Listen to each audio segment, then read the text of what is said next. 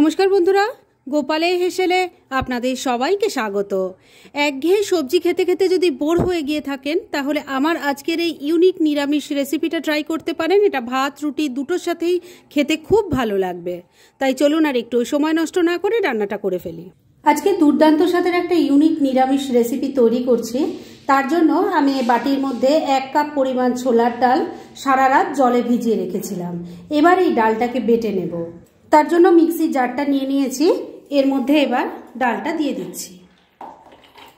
এই ডালের সাথে দিয়ে দেব একটু আলু। এটা কিন্তু সেদ্ধ করা আলু নয়, কাঁচা আলু। একটা মিডিয়াম সাইজের আলু ছিল, সেটা খোসা ছাড়িয়ে টুকরো করে কেটে নিয়েছি, সেটা দিয়ে দিলাম। আর এর সাথে দিয়ে দিচ্ছি 2 কাঁচা লঙ্কা, ছোট ছোট 4 টুকরো আদা। এবার এই সব কিছু বেটে একটা মিহি পেস্ট তৈরি করে ফিরে আসছি। ডালটা ভালো মতো বেটে নিয়েছি, এবার একটা বাটির মধ্যে ঢেলে দিচ্ছি। ডাল বাটাটা পুরোটা ঢেলে দিয়েছি। এবার এর মধ্যে দিয়ে দিচ্ছি অল্প হলুদের গুঁড়ো আর দিয়ে দিলাম স্বাদ মতো নুন। এবার ভালো করে মিশিয়ে নিচ্ছি। এই ডাল বাটতে কিন্তু আমি কোনো রকম জলের ব্যবহার করিনি, কেননা যেহেতু আলু আছে তাই জল দেওয়ার কিন্তু কোনো দরকারই পড়বে না। ডাল বাটার সাথে সবকিছু খুব ভালো করে মিশিয়ে নিয়েছি। এবার একটা টিফিন বক্স নিয়ে নিয়েছি, এর মধ্যে একটু অয়েল ব্রাশ করা আছে। এবার ডাল বাটাটা এর মধ্যে দিয়ে দিচ্ছি। টিফিন বক্সটার মধ্যে খুব ভালো করে সেট করে নিচ্ছি। এবার ঢাকনাটা আটকে দিচ্ছি আর এবার এটাকে স্টিমে বসাবো। টিফিন বক্সটাকে স্টিমে বসিয়ে দিয়েছি আর তার জন্য আমি কড়াইয়ের মধ্যে অল্প জল নিয়েছি, সেটা গরম করে নিয়েছি। আর তার উপর দেখুন, তার মধ্যে একটা স্ট্যান্ড বসানো আছে আর তার উপর টিফিন বক্সটা বসিয়ে দিয়েছি। এবার ফ্লেমটাকে মিডিয়ামে রেখে 6-7 মিনিট এটাকে স্টিম করে নেব। মিনিট 7 স্টিম করে নিয়েছি আর তারপর গ্যাসটাও কিন্তু আমি বন্ধ করে দিয়েছি। আর এবার দেখুন, ঢাকনাটা খুলে দিয়েছি। এটা সুন্দরভাবে দেখুন স্টিম হয়ে গেছে। আর স্টিম হয়েছে বোঝার জন্য এর ওপরের সারফেসটায় যদি হালকা করে একটু সাবধানে হাত লাগান, তাহলেই বুঝতে পারবেন ওপরের সারফেসটা সুন্দরভাবে শক্ত হয়ে গেছে। তবে এটা কিন্তু এক্ষুনি টিফিন বক্স থেকে বার করা যাবে না, কেননা তাহলেই ভেঙে যাবে। তাই এটাকে এখন আমি একটু নামিয়ে রাখছি। ঠান্ডা হলে তারপর টিফিন বক্স থেকে এটা বার করে আমি নেক্সট স্টেপের দিকে এগোবো। টিফিন বক্সটা যতক্ষণে ঠান্ডা হচ্ছে ততক্ষণে আমি এই রান্নার মশলাটা বানিয়ে নিচ্ছি। সেজন্য স্টিম করার পর যে জলটা ছিল, সে জলটা কিন্তু আমি ফেলে দেইনি। সেই জলটা এই প্যানের মধ্যে নিয়ে নিয়েছি। জলটা দেখুন খুব ভালো করে গরমও হয়ে গেছে। এবার এর মধ্যে আমি দিয়ে দিচ্ছি ছোট ছোট 4 টুকরো আদা, দিয়ে দিচ্ছি গোটা গরম মশলা, যার মধ্যে আছে 2 এলাচ, 3টে লবঙ্গ আর একটা দারচিনি, 8-10টা গোটা গোলমরিচ দিয়ে দিলাম 2 কাঁচা লঙ্কা আর ছোট সাইজের 2 টমেটো নিয়েছি, মাঝখান দিয়ে ভাগ করে দিয়ে দিলাম বেশ খানিকটা কিশমিশ। এর সাথেই 6-7টা কাজু বাদাম দিয়ে দিচ্ছি অল্প গোটা জিরে আর একটা তেজপাতা 2 টুকরো করে দিয়ে দিলাম। এবার সমস্ত কিছু খুব ভালো করে জলের সাথে মিশিয়ে নিচ্ছি। এবার ফ্লেমটাকে মিডিয়ামে রেখে ঢাকা দিয়ে 3-4 মিনিট আমি মশলাটাকে ভালো করে সেদ্ধ করে নিচ্ছি। মিনিট 4 মশলাটা সেদ্ধ হয়ে গেছে। এবার ঢাকা তুললাম। দেখেই নিশ্চয়ই বুঝতে পারছেন সমস্ত কিছু খুব ভালো মতো সেদ্ধ হয়ে গেছে আর জলটাও কিন্তু একদমই কমে গেছে। এবার গ্যাসটা বন্ধ করে দিলাম আর এই সব কিছু এবার নামিয়ে নেব। আর ঠান্ডা হলে ভালো করে বেটে একটা মিহি পেস্ট তৈরি করে ফিরে আসছি। সেদ্ধ করা মশলাটা ঠান্ডা হয়ে যাওয়ার পর বেটে নিয়েছি। আর এইসব কাজ করতে করতে টিফিন বক্সে যে স্টিম করেছিলাম সেটাও কিন্তু খুব সুন্দরভাবে ঠান্ডা হয়ে গেছিল। আমি পিস করে কেটে নিয়েছি। দেখুন কেমন হয়েছে, একবার দেখিয়ে দিই। এই যে দেখুন, এই ধরনের হয়েছে। এগুলো কিন্তু বানাতে কোনো রকম অসুবিধা হবে না। একবার ট্রাই করে দেখুন, আর খেতেও কিন্তু অত্যন্ত সুস্বাদু হয়। যাই হোক, এবার তাহলে চলুন নেক্সট স্টেপের দিকে এগোনো যাক।